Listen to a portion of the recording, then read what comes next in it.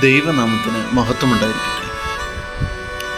ഒരിക്കലൊരു സ്ത്രീ എപ്പോഴും തൻ്റെ അയൽക്കാരിയുടെ ജനാലകൾ വൃത്തികേടായി കിടക്കുകയാണെന്ന് പരാതി പറയുമായിരുന്നു. ഒരു ദിവസം ആ സ്ത്രീ തൻ്റെ വീടിൻ്റെ ജനാലകൾ തുടച്ചപ്പോഴാണ് മനസ്സിലായത് അയൽക്കാരിയുടെ ജനാല വൃത്തിയായിട്ടാണ് കിടക്കുന്നതെന്ന്. പ്രശ്നം അയൽക്കാരിയുടെ ജനാലയ്ക്കായിരുന്നില്ല, മറിച്ച് അവളുടെ സ്വന്തം കാഴ്ചയ്ക്കായിരുന്നു. ഇന്നത്തെ വേദഭാഗത്ത് നാം വായിക്കുന്നത് സക്കായിയെക്കുറിച്ചാണ്.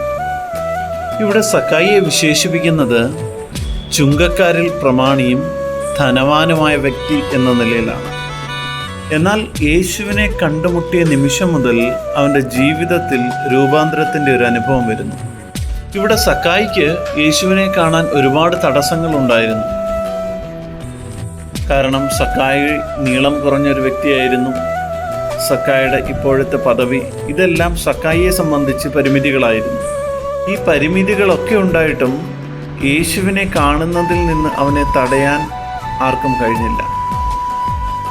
ഈ നോമ്പുകാലത്ത് നാമും ചിന്തിക്കേണ്ടത്, നമ്മളൊക്കെ ശരിക്കും യേശുവിനെ അന്വേഷിക്കുന്നവരാണോ, അതോ നമ്മുടെ പരിമിതികളും നമ്മുടെ പാപങ്ങളും യേശുവിനെ കണ്ടെത്തുന്നതിൽ നിന്നും നമ്മെ മാറ്റി നിർത്തുന്നതാണോ? യേശു സക്കായിയുടെ പേരെടുത്താണ് വിളിക്കുന്നത്. സക്കായി ആരാണെന്ന് യേശുവിന് വ്യക്തമായി അറിയാമായിരുന്നു. ആദ്യം സക്കായി ഒരു പെർഫെക്റ്റായ മനുഷ്യനാവട്ടെ, എന്നിട്ട് ഞാൻ അവൻ്റെ വീട്ടിൽ പോകാം എന്ന് യേശു ഒരിക്കലും ചിന്തിച്ചില്ല.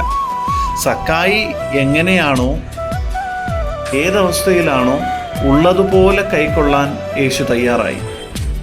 യേശു തമ്പുരാൻ നമ്മെയും പേരെടുത്ത് വിളിക്കുന്നു. നമ്മുടെ ഹൃദയങ്ങളുടെ വാതിലുകൾ അവന് വേണ്ടി തുറന്നു കൊടുക്കാൻ നാം തയ്യാറാണോ എന്നീ നോമ്പുകാലം നാം ചിന്തിക്കേണ്ടിയിരിക്കുന്നു. സക്കായിയുടെ ഭാഗത്തുള്ള തെറ്റുകൾ മനസ്സിലായപ്പോൾ ഒരു സോറി പറയുക മാത്രമല്ല സക്കായി ചെയ്തത്, അവനവൻ്റെ പ്രവർത്തനങ്ങൾ മാറ്റുവാൻ തയ്യാറായി. ഈ നോമ്പുകാലം ശരിയായ അനുതാപം എന്ന് പറയുന്നത് പാപത്തിൽ നിന്നും അകലുന്നത് മാത്രമല്ല, നമ്മുടെ ജീവിതത്തിൽ രൂപാന്തരത്തിൻ്റെ അനുഭവം വരുന്നത് കൂടിയാണ്. നമ്മളൊക്കെ പ്രാർത്ഥിക്കുമ്പോൾ ദൈവമേ ഞാൻ പാപിയാണെന്ന് പറയുക മാത്രമല്ല, അത് എൻ്റെ ജീവിതത്തിൽ കൂടി മറ്റുള്ളവർക്ക് കാണിച്ചു കൊടുക്കുവാനും ഞാൻ തയ്യാറാകും. അതിന് സർവശക്തനായ ദൈവം നമ്മെ ഓരോരുത്തരെയും സഹായിക്കട്ടെ. ആമേൻ.